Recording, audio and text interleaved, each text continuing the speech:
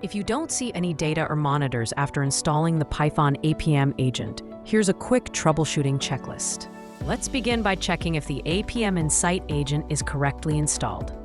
Open your terminal and run the command shown here.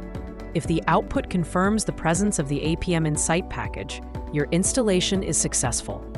If not, you may need to reinstall the agent or verify the package path. Next, check the status of the APM Insight Data Exporter. This component is responsible for forwarding data from the agent to Site24x7. Make sure it's running and correctly linked to the agent. The output should show that it is active and running.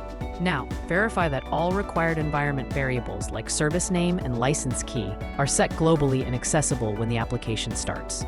Now, restart your application to apply all the changes. This ensures that the agent, exporter, and environment variables are loaded correctly. Confirm that your application is receiving traffic. Without incoming requests, the agent won't have any data to collect or send. Perform a sample request to the application and wait at least a minute to see if data begins appearing in the Site24x7 console. Still facing issues? Don't worry. Share your setup details and logs with the Site24x7 support team. We're here to help you get back on track quickly and smoothly.